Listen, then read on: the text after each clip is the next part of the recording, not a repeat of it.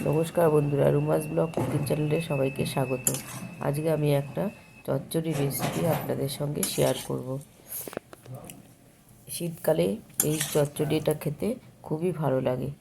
কপির ডাঁটা চচ্চড়ি। কপির ডাঁটা ফেলে না দিয়ে এরকম চচ্চড়ি আপনার বাড়িতে অনায়াসে তৈরি করে নিতে পারেন। খুবই ভালো লাগে, একটা দারুণ সুস্বাদু একটা চচ্চড়ি। চচ্চড়িটা গরম গরম ভাতের সাথে খেতে খুবই ভালো লাগে।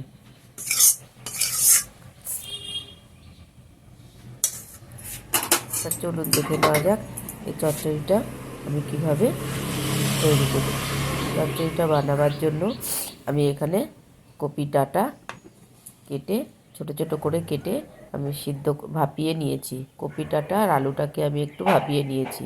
দেখুন এইরকমভাবে কপির ডাঁটাগুলোকে টুকরো টুকরো করে কেটে নিয়েছি। এর মধ্যে একটু বেগুন দিয়েছি, আর দিয়েছি মূলো আর শিম। মূলোটাও আমি কপির ডাঁটার মতো লম্বা লম্বা করে নিয়েছি, আর শিমটাও আমি এরকম করে কেটে নিয়েছি।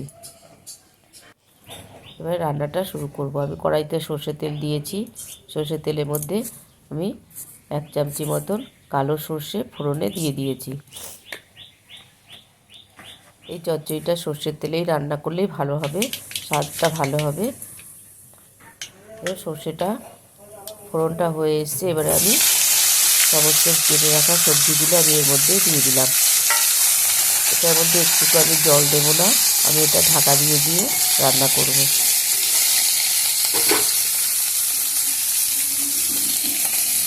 কেটে রাখা মূলোটা আর শিমটাও আমি এর মধ্যে দিয়ে দিলাম। এর মধ্যে একটু আপনারা বড়িও দিতে পারেন।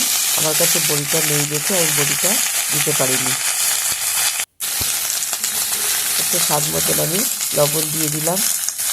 দিয়ে ভালো করে লবণটা দিয়ে আমি একটু ভালো করে নাড়াচাড়া দিয়ে মিশিয়ে দেবো।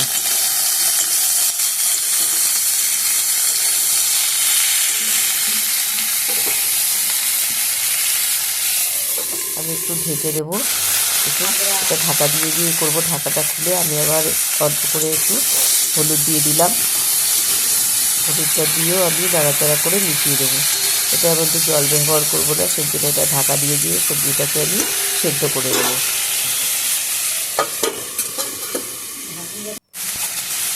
ঢাকাটা খুলে আমি আবার এতে স্বাদ মতন একটু মিষ্টি দিয়ে দিলাম।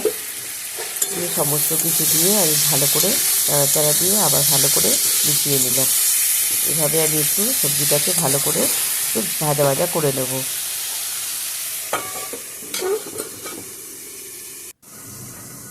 অপরদিকে আমি একটা মশলা তৈরি করে নেব। আগে থেকে আমি সর্ষেটাকে গুঁড়ো করে রেখেছিলাম। দিয়ে সর্ষে গুঁড়োটা আমি 1 চামচি মতন দিয়ে দিলাম, আর কয়েকটা কাঁচা লঙ্কা, আর দেব কিছুটা ধনেপাতা। ধনেপাতা ছাড়া এই চচ্চড়িটা খেতে ভালো লাগে না, এর জন্য আমি বেশ কিছুটা পরিমাণে ধনেপাতা এতে দিয়ে দেবো। দিয়ে আমি একটা মিহি পেস্ট তৈরি করে নেব। দেখুন একটা মিহি পেস্ট তৈরি করে নেওয়া হয়ে গেছে। অপর দিকে আমি চচ্চড়িটা দেখে নেবো। দেখুন সব কিছু সবজি আমার সেদ্ধ হয়ে গেছে। দেখুন সবজিগুলো সুন্দর সেদ্ধ হয়ে গেছে, জল ছাড়াই সবজিগুলো সুন্দর ভাজা ভাজা হয়েছে, সেদ্ধও হয়ে গেছে। এবারে বেটে রাখা সেই মশলাটা ছিল সর্ষে লঙ্কা ধনেপাতা, সেই মশলাটা আমি এর মধ্যে দিয়ে দিলাম। দিয়ে আবার নেড়ে চেড়ে মশলাটাকে দিয়ে ভালো করে একটু মিশিয়ে নেব। আমি এতে জল দেব না, এর আগেও বলেছি এর মধ্যে কোনো জল ব্যবহার করবো না। এই মিক্সির বাটিটার মধ্যে আমি অল্প একটু জল আমি দেবো, কেননা মিক্সির মধ্যে অনেকটা মশলা লেগে রয়েছে, সেই জন্য আমি অল্প একটু জল দিয়ে এই বাটিটা ধুয়ে আমি এই সবজিটার মধ্যে দিয়ে দেব।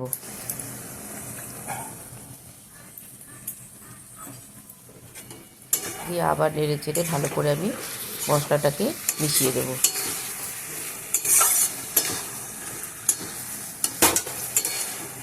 বন্ধুরা এই রেসিপিটি যদি ভালো লাগে লাইক করবেন, শেয়ার করবেন, কমেন্ট করবেন। প্লিজ চ্যানেলটাকে সাবস্ক্রাইব করবেন। ভিডিওটা প্রথম থেকে শেষ অবধি দেখার জন্য অনুরোধ রইল। আমি এর মধ্যে একটু কাঁচা সর্ষের তেল দিয়ে দিলাম।